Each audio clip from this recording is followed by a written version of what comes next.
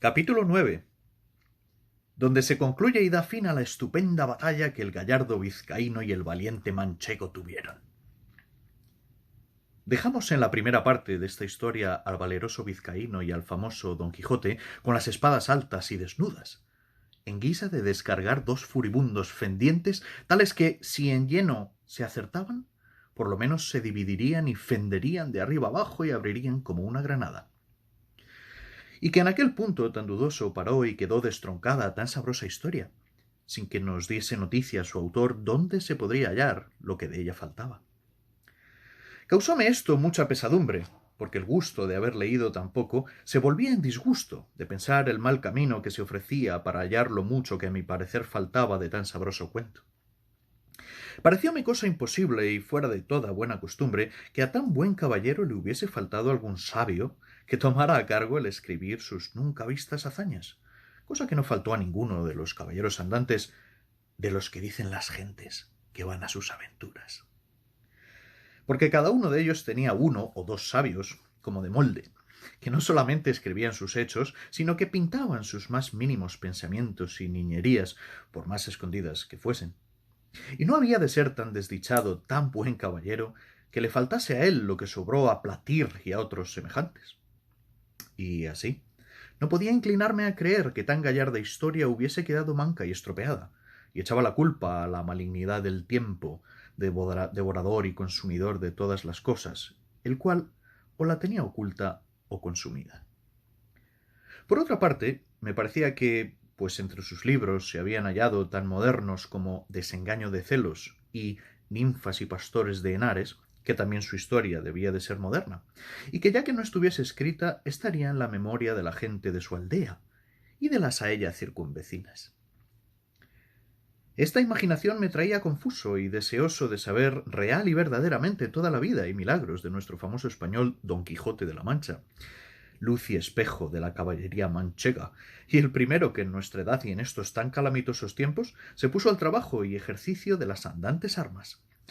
y al de desfacer agravios, socorrer viudas, amparar doncellas, de aquellas que andaban con sus azotes y palafrenes, y con toda su virginidad a cuestas, de monte en monte y de valle en valle.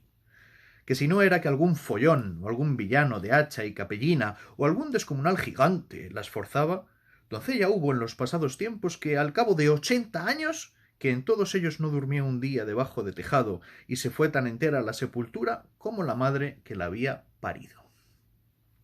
Digo, pues, que por estos y otros muchos respetos es digno nuestro gallardo Quijote de continuas y memorables alabanzas, y aun a mí no se me deben negar por el trabajo y diligencia que puse en buscar el fin de esta agradable historia. Aunque bien sé que si el cielo, el caso y la fortuna no me ayudan, el mundo quedará falto y sin el pasatiempo y gusto, que bien casi 2 horas podrá tener el que con atención la leyere. Pasó, pues, el hallarla en esta manera. Estando yo un día en el Alcalá de Toledo, llegó un muchacho a vender unos cartapacios y papeles viejos a un sedero. Y como yo soy aficionado a leer, aunque sean los papeles rotos de las calles, llevado de esta mi natural inclinación, tomé un cartapacio de los que el muchacho vendía y vile con caracteres que conocí ser arábigos. Y puesto que aunque los conocía no los sabía leer, anduve mirando si parecía por allí algún morisco aljamiado que los leyese, y no fue muy dificultoso hallar intérprete semejante, pues aunque le buscara de otra mejor y más antigua lengua le hallara. En fin, la suerte me deparó uno que, diciéndole mi deseo y poniéndole el libro en las manos, le abrió por medio, y leyendo un poco en él, se comenzó a reír. Preguntéle yo de qué se reía, y respondíame que de una cosa que tenía aquel libro escrita en el margen por anotación. Díjele que me la dijese, y él, sin dejar la risa, dijo: «Está, como he dicho aquí en el margen escrito, esto. Esta Dulcinea del Toboso, tantas veces en esta historia referida, dicen que tuvo la mejor mano para salar puercos que otra mujer de toda la Mancha». Cuando yo oí decir Dulcinea del Toboso, quedé atónito y suspenso, porque luego se me representó que aquellos cartapacios contenían la historia de Don Quijote. Con esta imaginación le di priesa que leyese el principio, y haciéndolo así, volviendo de improviso el arábigo en castellano, dijo que decía: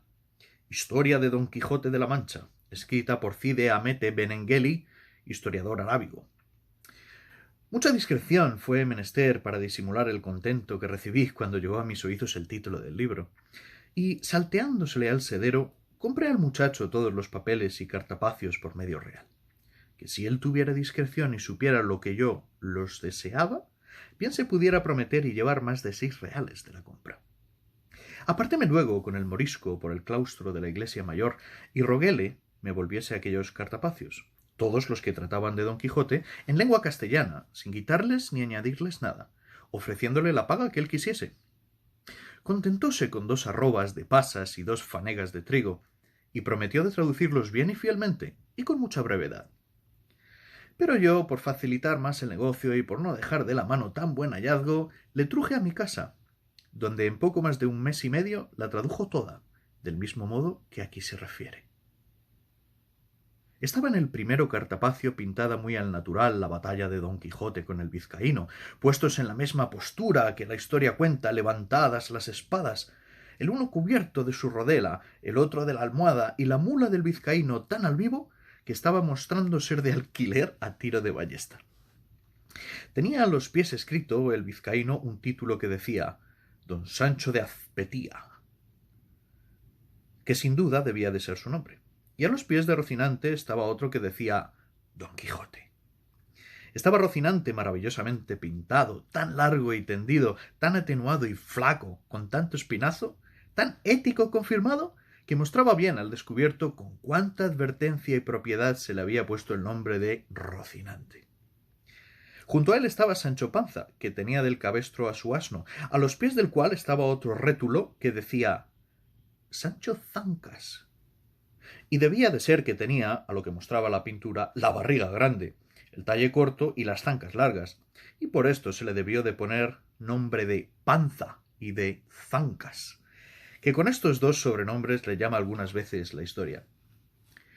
Otras algunas menudencias había que advertir, pero todas son de poca importancia y que no hacen al caso a la verdadera relación de la historia, que ninguna es mala como sea verdadera. Si a ésta se le puede poner alguna objeción cerca de su verdad,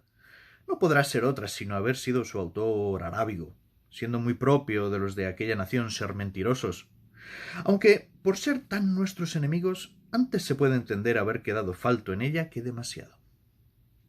Y ansí me parece a mí, pues cuando pudiera y debiera extender la pluma en las alabanzas de tan buen caballero, parece que de industria las pasa en silencio. Cosa mal hecha y peor pensada, habiendo y debiendo ser los historiadores puntuales, verdaderos y no nada apasionados.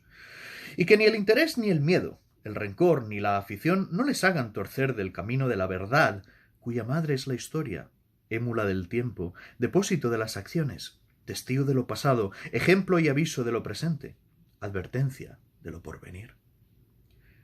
En esta sé que se hallará todo lo que se acertare a desear en la más apacible, y si algo bueno en ella faltare, para mí tengo que fue por culpa del galgo de su autor, antes que por falta del sujeto. En fin, su segunda parte, siguiendo la traducción, comenzaba de esta manera. Puestas y levantadas en alto las cortadoras espadas de los 2 valerosos y enojados combatientes, no parecía sino que estaban amenazando al cielo, a la tierra y al abismo. Tal era el denuedo y continente que tenían. Y el primero que fue a descargar el golpe fue el colérico vizcaíno, el cual fue dado con tanta fuerza y tanta furia que a no volvérsele la espada en el camino, aquel solo golpe fuera bastante para dar fin a su rigurosa contienda y a todas las aventuras de nuestro caballero. Mas la buena suerte, que para mayores cosas le tenía guardado, torció la espada de su contrario, de modo que, aunque le acertó en el hombro izquierdo, no le hizo otro daño que desarmarle todo aquel lado, llevándole de camino gran parte de la celada, con la mitad de la oreja, que todo ello con espantosa ruina vino al suelo, dejándole muy maltrecho. ¡Válame Dios! ¿Y quién será aquel que buenamente pueda contar ahora la rabia que entró en el corazón de nuestro manchego, viéndose parar de aquella manera? No se diga más, sino que fue de manera que se alzó de nuevo en los estribos y, apretando más la espada en las 2 manos, con tal furia descargó sobre el vizcaíno, acertándole de lleno sobre la almohada y sobre la cabeza, que sin ser parte tan buena defensa como si cayera sobre él una montaña, comenzó a echar sangre por las narices y por la boca y por los oídos, y a dar muestras de caer de la mula abajo, de donde cayera, sin duda, si no se abrazara con el cuello. Pero con todo eso sacó los pies de los estribos y luego soltó los brazos, y la mula, espantada del terrible golpe, dio a correr por el campo, y a pocos corcovos dio con su dueño en tierra. Estábaselo con mucho sosiego mirando don Quijote, y como lo vio caer, saltó de su caballo y con mucha ligereza se llegó a él, y poniéndole la punta de la espada en los ojos, le dijo que se rindiese, si no, que le cortaría la cabeza. Estaba el vizcaíno tan turbado que no podía responder palabra,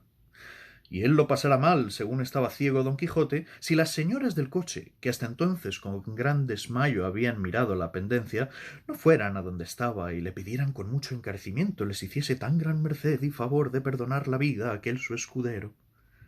A lo cual don Quijote respondió con mucho entono y gravedad: Por cierto, fermosas señoras, yo soy muy contento de hacer lo que me pedís, mas ha de ser con una condición y concierto. Y es que este caballero me ha de prometer de ir al lugar del Toboso y presentarse de mi parte ante la sin par doña Dulcinea, para que ella haga de él lo que más fuere de su voluntad. La temerosa y desconsolada señora, sin entrar en cuenta de lo que don Quijote pedía, y sin preguntar quién Dulcinea fuese, le prometieron que el escudero haría todo aquello que de su parte le fuese mandado. Pues en fe de esa palabra yo no le haré más daño, puesto que me lo tenía bien merecido.